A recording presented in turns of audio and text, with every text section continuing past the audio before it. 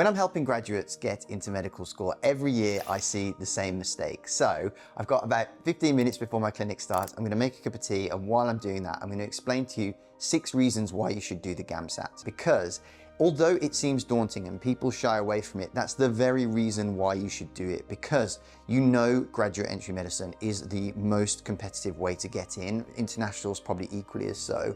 But if you can do that by just taking that exam, you are massively increasing your options and massively increasing your chances. And that is why we encourage everyone on the FutureDoc program to do it. I'm going to give you some reasons why I think you should consider it as well. The first is that it literally doubles your chances. When you think of the universities that are available to you, and grad, obviously, it's a lot more limited for the, especially if you're going down the 4-year route, it literally almost doubles the number that are available. So it's really important for that, because that, again, in itself gives you many more options. Also, it changes the risk, because you're spreading it across 2 exams rather than 1. Every year when you do your UCAT, those UCAT cutoff scores, they change, and you don't know whether you're going to fit within them or not. And not only do you give yourself an extra option, sorry, just looking for the kettle, but you give yourself also the ability to take a bit more control of it, because you can have as many sittings of the GAMSAT as you want, and you take your highest score from the last 2 years. Now think about that. And people tend to do better as well on the GAMSAT the second time around. So you can have several shots at it, but also you're going into the application. If you're doing it early enough, you will be able to have control and not be applying blind, which is what a lot of people are doing. Now, that's why I'm encouraging you to do this now. I'm putting this video out now because we're doing this, you're probably watching this in October, November sort of time. And the reason that that matters is because you need to start preparing for the March sitting of the GAMSAT now, so that you have one in the bag and have a score already that you know what you've got, so that you can carry that forward into your application, because that then will give you a second opportunity that you can have a look at whether you want to do it again in September.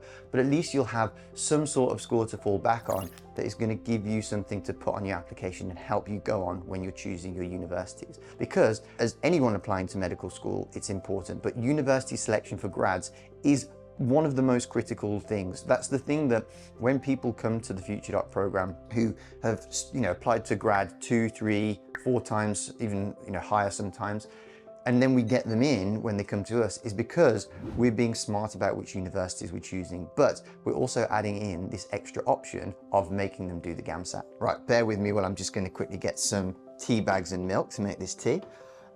But the reason that you should consider doing the GAMSAT is the exam itself as well, because it rewards depth and not speed. Remember, the UCAT's a really weird exam. It's probably unlike anything you've ever sat before.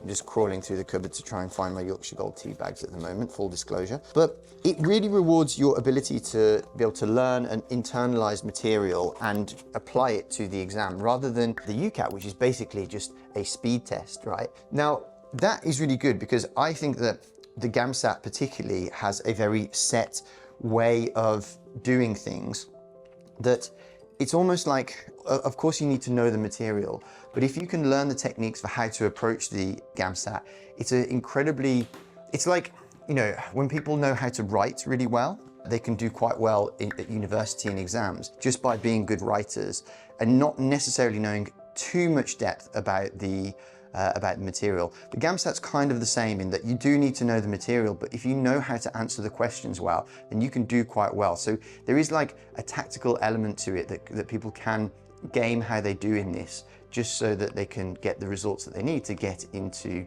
the medical school that they want. And I'm going to put this down while you can watch me make a cup of tea. Let's put it on face following mode, see what happens there. But the other thing is that you can actually prepare for it. Like, this is one of those exams where you do put the hours in and you get the progression that you want to see back. Because I think a lot of the reason that people get frustrated with the UCAT is that they find themselves stagnating and not necessarily improving. So the GAMSAT is actually a way that you can do that and feel like you're actually doing something with your time. Then the other thing is, you actually stand out for doing it. The reason that people hate doing it is because it's a long exam, they perceive it as difficult, and they don't want to put in those hours.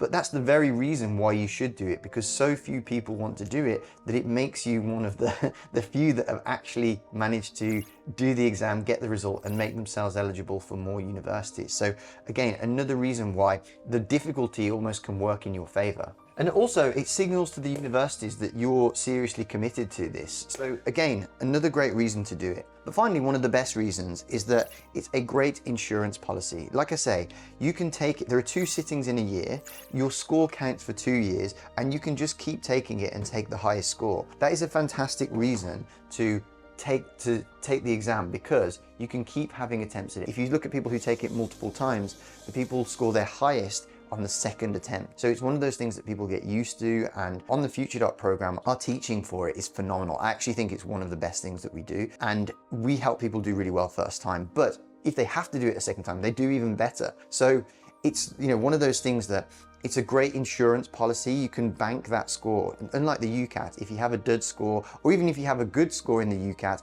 and then you bomb the interviews, or you mess something else up, then it counts for nothing. Whereas this one is at least bankable, and it forms a nice safety net or an insurance policy, if you will. So look, I mean, I haven't even got halfway through making my cup of tea, let alone having it before we start clinic. But my words of wisdom to you are: do the GAMSAT, do it early, do the March sitting of the March before you submit your application, so that you've got one exam in the bank and you know going in whether you want to and have a realistic chance of doing better on the September sitting. It is so important. If you would like some support, grad is incredibly lonely, it's incredibly competitive, it's confusing.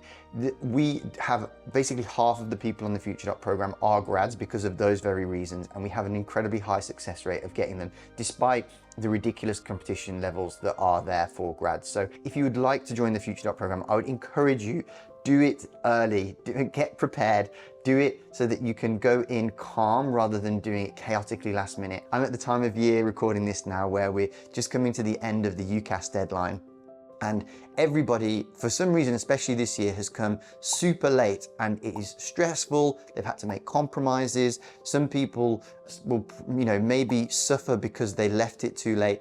Don't fall into that trap. Be organized, be ahead of time, make it a smooth sailing. It's not just for, everyone's benefit, it's for your own peace of mind, and the quality that you submit will be based on how early you start and prepare. So thank you for watching. I hope you found that useful. As always, we've got a whole grad playlist here that you can look at, but also if you want some help, here is the FutureDoc program to find out a little bit more about how we can help you. It's an application. You have to have an interview with us to see if you qualify, but if you do, I'd love to have you with us and help you reach your dream medical school. Thanks for watching, and I'll see you in the next video.